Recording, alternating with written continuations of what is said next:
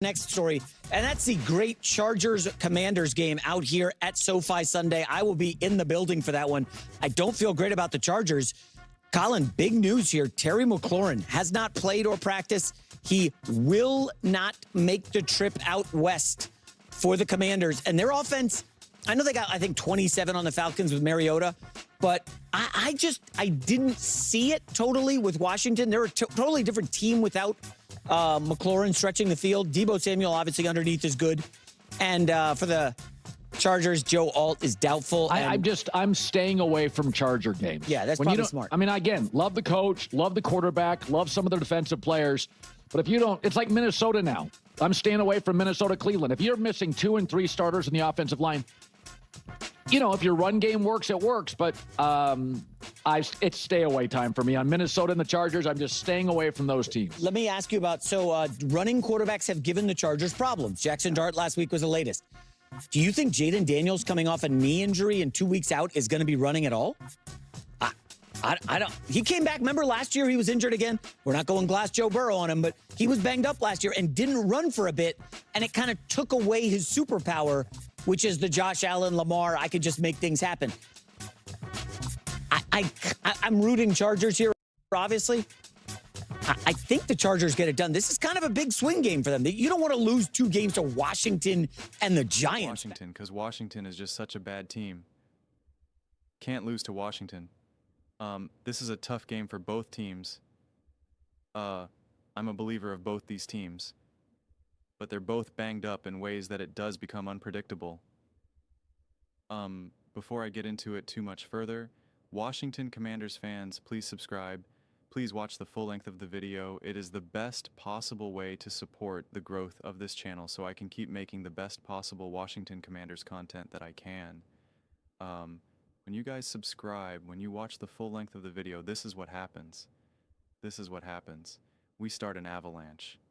And I am trying so hard to build the best possible community that I can. I'm trying so hard to build a community that is truly rooted in this sports talk world. And we're doing it, but it's just I'm going all in and I'm trying to do everything I possibly can. So please, your support means everything. I really do see it as not me. But with this game right now, so when I talked about the Commanders last week and about how the Falcons should be good enough to be able to beat a team like the Commanders, who are banged up, they're injured, no Terry McLaurin, no Jayden Daniels, et cetera, et cetera, et cetera.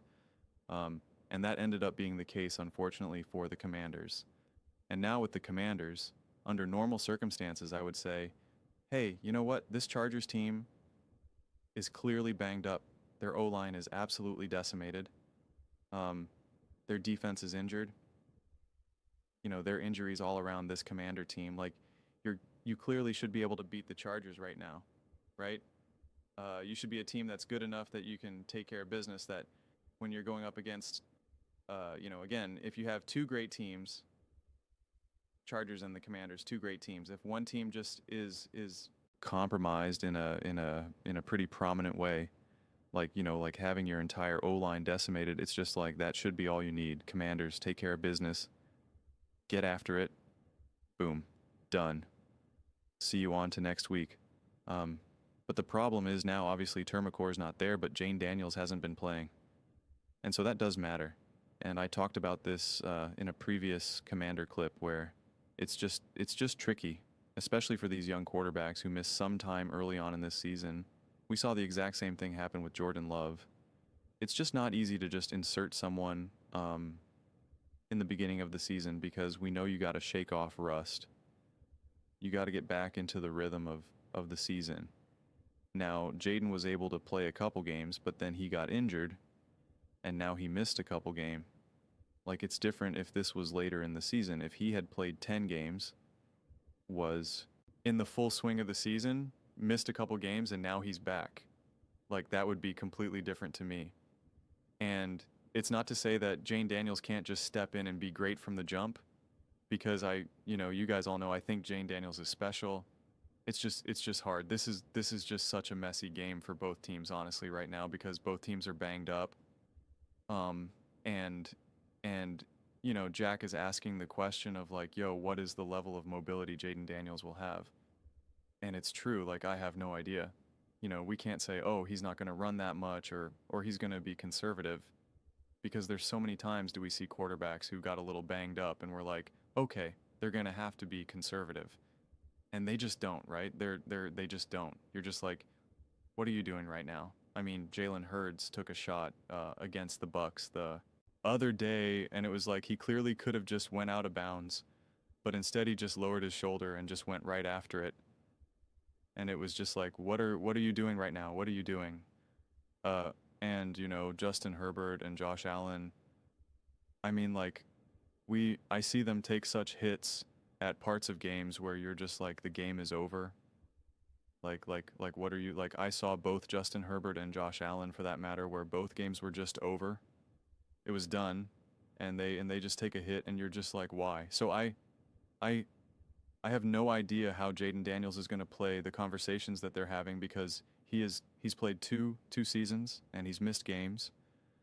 He's been banged up in back-to-back seasons his first 2 years, and it is something that you got to take care of, right? The old cliche, the best ability is availability, and it's been frustrating to see the public conversation around Jayden Daniels start to backtrack a bit and lose a belief in him a bit.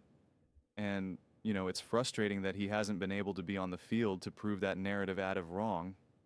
And so I am curious, and I am a firm believer that games need to evolve and grow and change. And so someone like a Jayden Daniels does need to make sure that he protects himself. And what does that look like specifically for him? I don't know. Have to just kind of wait and see. But under normal circumstances, Chargers versus Commanders, if both these teams were full strength, I'd be like, dude, this is just a battle of two great teams right now. Let's get after it. Who's going to win? No idea. And let's just wait and see. It should be a fun game. But now with both teams dealing with injuries, and, again, I know Jayden Daniels is playing, but he's coming off an injury. Like, he missed multiple games. Like, this is what I always try to tell to fans. Like, when you're missing a game, it just shows you, like, you were injured. You were legitimately banged up.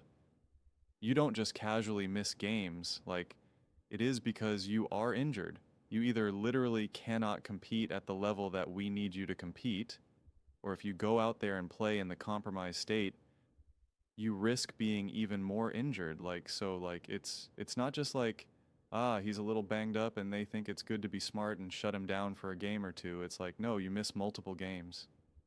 Like, it's a true injury. You are legitimately injured then in that situation. And now you're coming back, and it's now only going to be your third game of the season.